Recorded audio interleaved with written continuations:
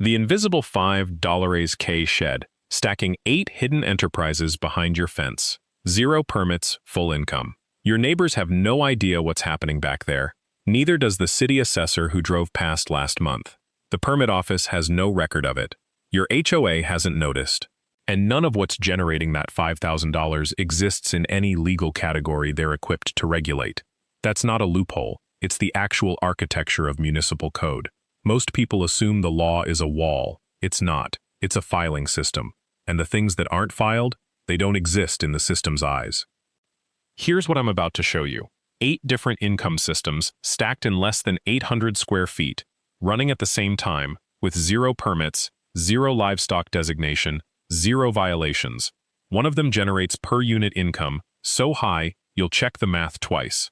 By the end of this video, I'm going to reveal the single detail that makes all 8 of these work together instead of against each other, the mechanism that turns waste into inputs and makes your combined costs drop while your outputs climb. That detail alone changes the entire equation.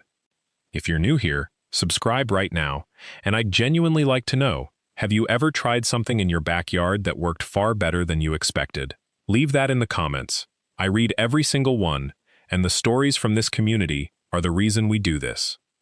Wait, before we go any further, this is the critical part. The legal framework I'm about to walk you through, the specific systems, the exact income numbers from real operators. All of it is mapped out completely in our Backyard Payday Guide. That guide is linked in the description and pinned in the top comment. It's not free, but it's the only resource that walks you through how to stack these systems in your specific city code. Most people watch a video like this and then hit a wall when they try to implement it. The guide gets you past that wall. Let's talk about why nothing on this list can be seen from the street. Every system in this video was selected against one hard criteria. It must be physically undetectable from any street-facing angle of a standard suburban lot. That means what I'm showing you isn't just profitable, it's invisible. The foundation of all 8 systems is mealworms. Not because they generate the most income, but because they generate the most waste. Mealworms eat wheat bran, oats, vegetable scraps. They live in stacked plastic bins. They cost about $80 to set up. Time commitment is roughly 20 minutes a day. Income range sits between $300 and $600 a month. But here's the angle that almost every mealworm keeper abandons. The frass. That's mealworm excrement. It's a balanced, slow-release organic fertilizer identical chemically to premium worm castings. Organic gardeners pay $2 to $4 per pound for it at farmers markets. Most mealworm operators are scooping it into a bin and throwing it away. That's a third income stream from the same operation, with 0 additional space and 0 additional input. But the real income angle emerges when you understand what mealworms actually are to the other 7 systems. They're the entry point to a different kind of urban farming. One that doesn't compete with your neighbor's vegetable garden and doesn't require licensed facilities or food handler permits. It operates in categories that municipal codes simply weren't designed to regulate. The law was written around chickens and goats. It has no language for isopods, aquatic snails, ornamental shrimp, or game birds under specific genus classifications. Every system in this video exploits that gap. System 2 builds directly off the waste from System 1. The frass that mealworms produce becomes a growth medium for black soldier fly larvae. Black soldier fly larvae are not classified as livestock in any state. They're a permitted aquaculture feed ingredient. You're raising them to feed other animals. That distinction matters in code. The larvae themselves generate income 2 ways. First, bait shops and reptile keepers pay $12 to $20 per pound for live larvae. Second, dried larvae meal sells for $30 to $50 per pound as a high-protein livestock supplement that doesn't require a feed mill license. Setup cost is roughly $120. You'll need plastic breeding bins, food scraps, and a way to harvest the larvae after they pupate. Time commitment drops to 15 minutes daily. Income range is $500 to $1,000 per month. The larvae also produce their own frass, which is higher in nitrogen than mealworm frass and sells at the same price point. Here's where the stacking begins. The protein waste from System 2, the parts of the larvae you don't harvest, becomes feed for System 3. And the total volume of waste coming out of Systems 1 and 2 combined is enough to support 4 more micro-enterprises running simultaneously in the same physical footprint. This is the moment where most videos gloss over the numbers. I'm not going to. Let me be specific. A mealworm bin measuring 18 by 12 by 6 inches generates approximately 2 pounds of frass per month. A black soldier fly breeding setup using 40 square feet of space generates about 4 pounds of larvae and 3 pounds of additional frass. That's 6 pounds of usable substrate material every single month that was previously waste. In the context of System 3, that substrate becomes the foundation of an entirely different income stream that generates income per unit price points most backyard farmers never discover. That's the secret I mentioned at the beginning. Not just what the systems are, but how waste transforms into input, how each system feeds the next one, and how your combined costs become dramatically lower than running any single system in isolation. We're going to walk through each of the 8, but you need to understand this mechanism first, because without it, you're just managing 8 separate hobbies. With it, you're operating an integrated farm. System 3. Worm castings and vermicomposting. The waste from Systems 1 and 2 becomes your primary input here. Income range between $400 and $900 monthly. Startup cost under $120 if you already have the frass. If you're starting from zero, add another $40. Worms don't just process frass, they transform it. 1,000 red wigglers living in a properly maintained bin will consume roughly 5 pounds of organic matter weekly and produce finished castings that gardeners and landscapers pay $3 to $6 per pound for, sometimes higher if you bag it nicely and market it locally. Your mealworm operation generates that 6 pounds monthly we mentioned. Your black soldier fly setup produces additional volume. Neither of those systems requires active management beyond what you're already doing. The worms simply live in the frass and do what worms do naturally. The actual castings become merchandise. Farmers market vendors charge $8 to $12 per pound for premium bagged castings. You're producing it for under $1 per pound once you account for the worms and bedding. The margin is substantial. Here's where most people stop looking, and that's where the real money sits. Finished castings become input for System 4. We'll get there. Time commitment for worm management runs roughly 25 minutes daily, mostly monitoring moisture and temperature. The bins need air, but they're odorless when managed correctly. Completely invisible from the street. Completely unregulated in every state, because worms are not classified as livestock. System 4.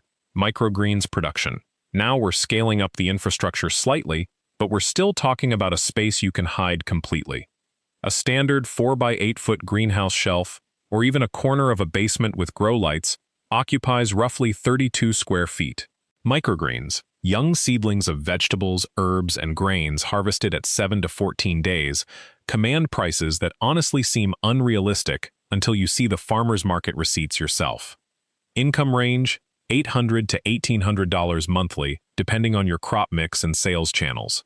Startup cost between $300 and $500 for the basic infrastructure, shelves, trays, grow lights, soil, seeds. Before we continue, I need to be direct about something. Most people who watch videos like this skip the actual execution because the setup information feels scattered. The guide I've put together, the complete step-by-step version of how all 8 systems interconnect, the exact pricing, the sourcing links, the seasonal timing. That's available in the description and pinned to the top of the comments. It covers not just what these systems are, but the financial architecture that makes them work together. It's a paid resource, not free, but it answers the questions most backyard operators spend months figuring out through trial and error. Microgreens sell faster than almost any other crop.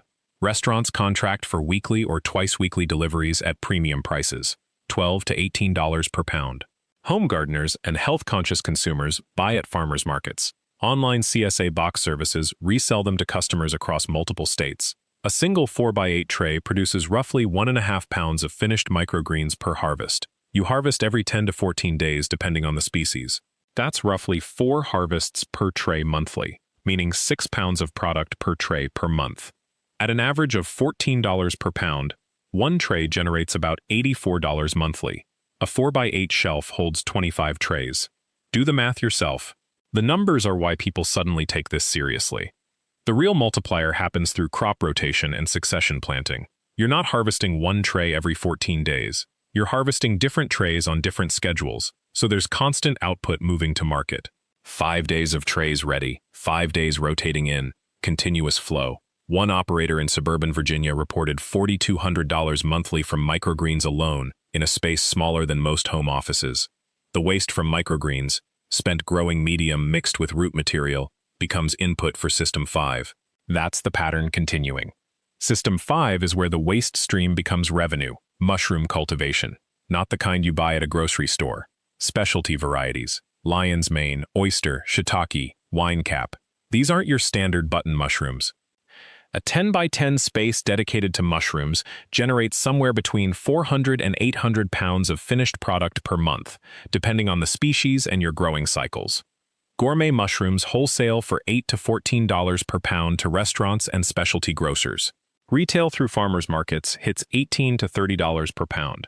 One grower in Portland logs consistent sales at $22 per pound through a combination of direct-to-chef sales and weekend market presence. The startup is deceptively low. Substrate costs perhaps $40 to $60 per batch. Spawn, the mushroom equivalent of seeds, runs another $30 to $50. A basic growing space needs only humidity control and temperature stability, nothing exotic. Some operators use old bookshelves and plastic sheeting. Others build more refined setups. The difference is marginal once you're at scale. What separates profitable mushroom operations from hobby projects is one thing: consistency. 3 flushes per block. Staggered block production means you're inoculating new substrate every 10 days while harvesting mature blocks on a separate schedule. This creates that continuous income flow that single-batch growers never reach. Before we continue, I need you to understand something crucial about how these systems actually stack together. The microgreen waste becomes mushroom substrate. The mushroom-spent blocks, after fruiting ends, become input for System 6. The frass from mealworms, the castings from the black soldier fly larvae, all of it feeds into a larger composting operation that produces finished soil amendment. That's not theoretical. That's how real operators are running this. The channel's complete ebook breaks down exactly how to sequence these inputs and outputs to minimize waste and maximize cash flow across the entire operation. You'll find it in the description and pinned comment. It covers the financial modeling most people skip entirely, but absolutely need to understand before they start. System 6 is the composting hub. Not amateur backyard compost in a bin. Commercial-scale vermicomposting using red wigglers in stacked trays. The input is everything from the previous 5 systems: frass, spent substrate, vegetable scraps, paper waste from packaging. The output is finished worm castings that sell for $3 to $5 per pound in bulk, or $6 to $10 per pound when packaged for retail. A single cubic yard of finished worm castings can be processed from your existing waste streams in 60 to 90 days. At scale, one operator in suburban Chicago moves 12 to 15 cubic yards monthly through local garden centers and online channels. That's roughly $400 to $600 monthly from material that would have otherwise required a trash disposal fee. The setup cost sits around $300 to $500 for proper tray systems and initial worm stock. Monthly operating costs are minimal. You're essentially feeding the worms your waste and harvesting the output. The labor requirement is maybe 30 minutes every 3 days for maintenance and harvesting. What matters here is the margin structure. You're not buying inputs, you're converting waste into premium product.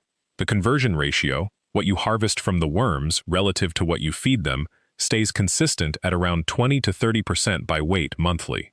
That predictability is valuable for cash flow planning. System 7 introduces something different into the operation. It's no longer about conversion. It's about cultivation as craft. System 7 is propagation, specifically tissue culture and micropropagation of high-value perennials. This is where the invisible economy shifts from breeding animals or processing waste into something closer to horticulture, but the legal status remains untouched. You're growing plants. There are no zoning restrictions on plants. The crops that matter here are ornamental perennials with high market demand and slow natural reproduction rates. Think Japanese maples, dwarf conifers, specialty ferns, and variegated shade plants. Garden centers sell a 6-inch Japanese maple sapling for $40 to $70. Your cost to propagate that same plant from tissue culture, from initial explant to saleable size, runs around $2 to $4 in materials. The turnaround is the constraint. Tissue culture propagation takes 4 to 6 months from start to a plant ready for sale. You're not generating monthly income from a single batch. Instead, you're running 3 to 4 cohorts at staggered intervals, so you're harvesting and selling every 4 to 6 weeks. The physical footprint is deceptive. A serious propagation operation that generates $2,000 to $3,000 monthly occupies roughly 30 square feet of shelf space. You need grow lights, humidity controls, and a simple climate-controlled space. An unfinished basement corner or insulated shed works perfectly. Again, invisible from the street. No one passing your property sees it. Revenue per plant varies wildly by species. A propagated dwarf Japanese maple variety sells for $35 to $50 wholesale to local nurseries, or $60 to $90 if you're selling directly through online plant communities and local plant swaps. A specialty fern might move for $20 to $30, but the volume is what changes the equation. One operator in North Carolina runs tissue culture propagation part-time while working a full-time job. She propagates 500 plants per month across 4 species. At an average wholesale price of $35 per plant, she's clearing $14,000 to $18,000 annually, roughly $1,500 per month, from a shelf system that occupies one corner of an unheated garage.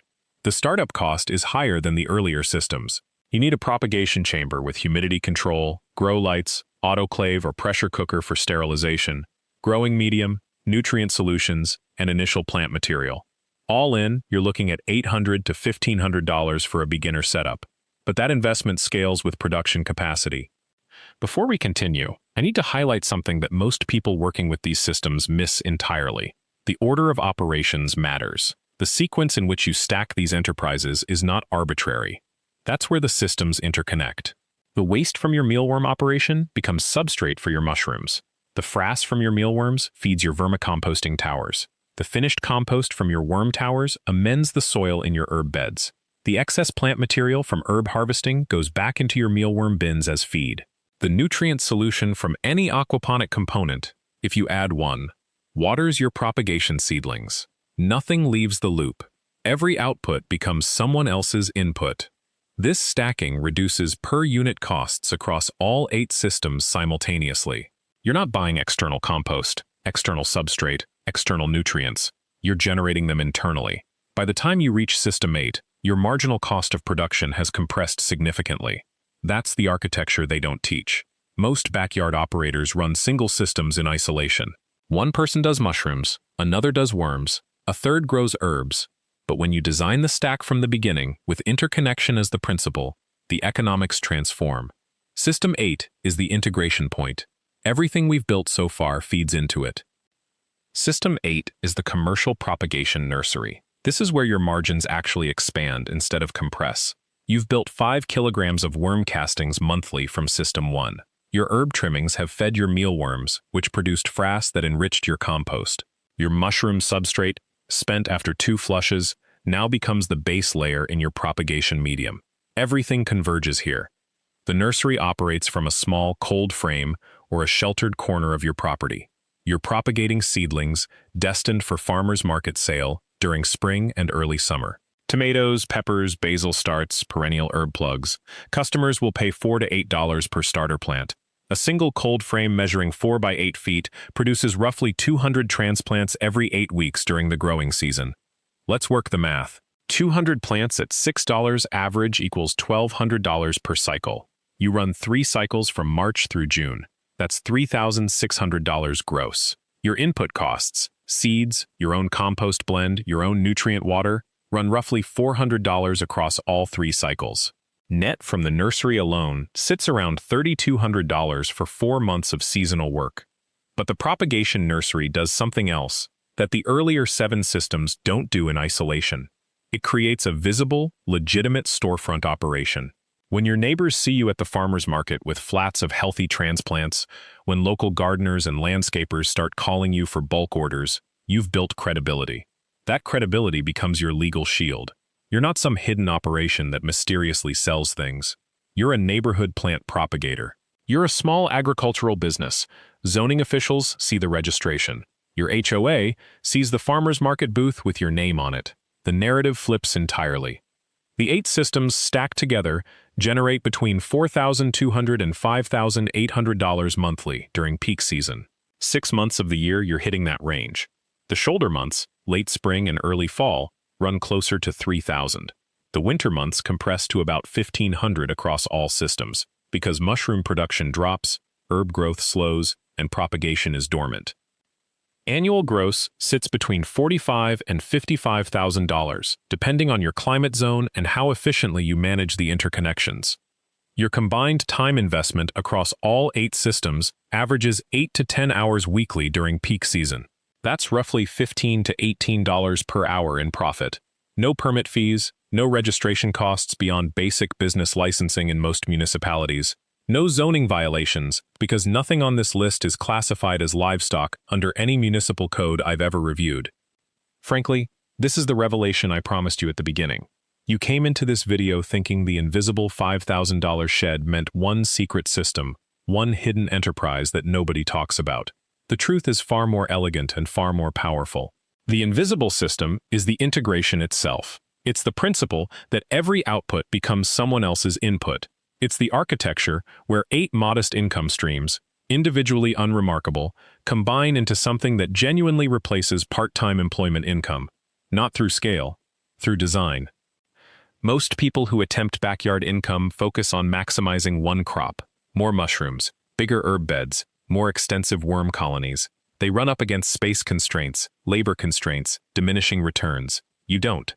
Your constraint isn't space, it's interconnection. Every system you add makes the others more efficient.